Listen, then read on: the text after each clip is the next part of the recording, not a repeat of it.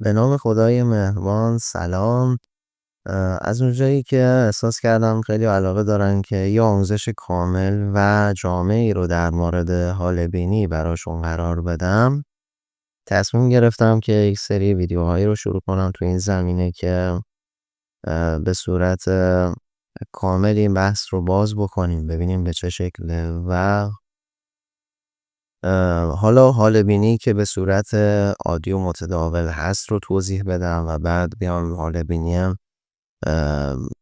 مدیومی یا حال بینی که مقدار با مسائل ماورایی هم ارتباط داره بعد اون رو بیام توضیح بدم و انشالله که براتون مفید باشه و تمریناتش رو بگم که به چه شکل میتونید تقویتش بکنید و اصولا هر لولش چطور فعال میشه و به چه شکل میتونید تو این زمینه پیش برید. و قبلش هم ممنونم از حمایت هاتون که به من انرژی میده که بتونم این مسیر رو ادامه بدم و اگر این مدل آموزش رو یعنی این موضوع رو دوست دارید حتما اعلام بفرمایید که بدونم که براش بیشتر وقت بذارم.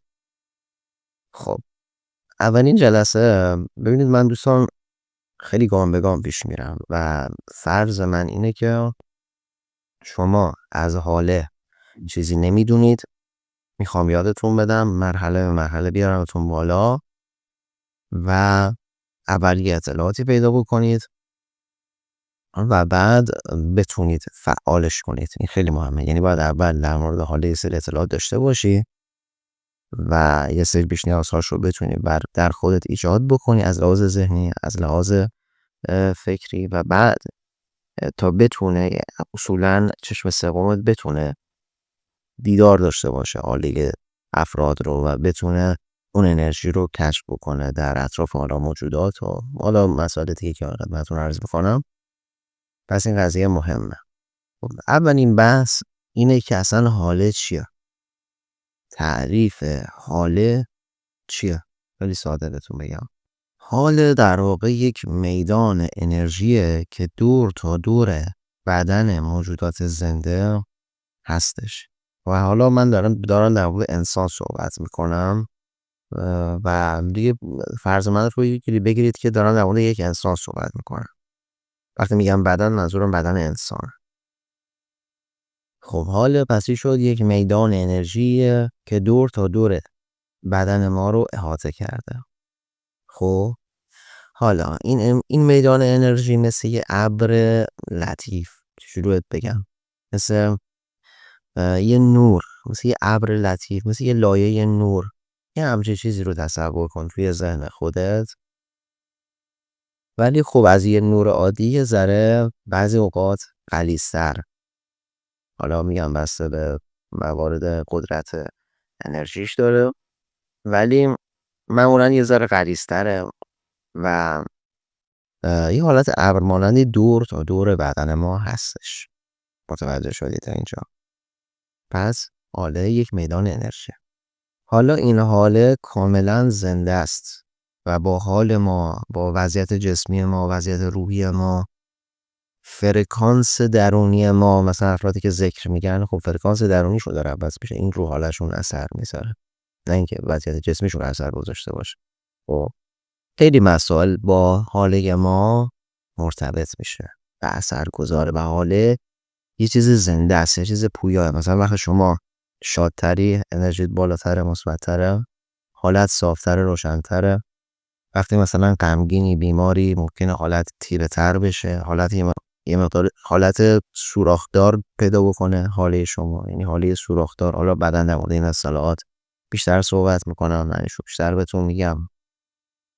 پس حاله یه چیز پویاییه، یه چیز ثابتی نیست، یه چیز زنده‌ایه و دائما در حال تغییره، بسته به حال طرف، بسته به احساس طرف، بسته به روحیات طرف و بسته به فرکانس درونی طرف. مثلا طرف یه مدت مثلا چند روزه داره خیلی نمازهاشو مثلا با یک توجه بالایی میخونه، خب این تو حالش بلافاصله مشخص میشه. حالا چرا انقدر حاله مهمه؟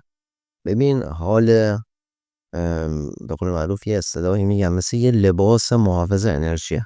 خب این نوری که تو اطراف شما شکل میگیره، این برای نمیدونم قشنگی و رقص نور نیست، در واقع یه لباس محافظ انرژی شماست و اولین در واقع ارتباط گیرنده شما با محیط انرژیایی رو، یعنی یه سری انرژی ها رو دفع میکنه، یه سری انرژی ها رو جذب میکنه برای شما. پس چقدر مهمه و چقدر میتونه برای شما اثرگذار باشه.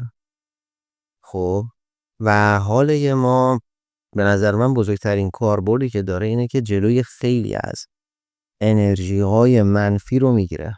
توجه، یعنی انرژی حسد، انرژی چشم زخم، انرژی نفرین، انرژی منفی، انرژی حال بد. خب اینا رو یه آدمی که حالش قوی تره، حالش پاک تره، روشن تره، جلوی ورود این انرژی ها رو میگیره، نمیذاره این انرژی رو وارد چاکرات بشه. خب مثلا یه آدم که سنگ دله، خب این چاکرای قلبش به شدت مسدوده. خب وقتی اون میاد کنار در واقع شما، به فرض حالا مثلا با شما در ارتباط برقرار میکنه، یه سلام علیک عادی، کاری ندارم، نمیخوام بگم مثلا حتی ممکنه که بشینه در همین ارتباطات انرژی داره از چاکرا ساطع میشه که این داره روی چاکرا قلب شما موثره. خب حال وقتی قوی و پاک باشه نمیذاره انرژی منفیش وارد چاکرات بشه. پس کسایی که دارن روی چاکراها کار میکنن و پاک سازی میکنن، ببین چقدر براشون مهمه حال قوی باشه و پاک باشه، چون از سطح انرژیشون محافظت میشه.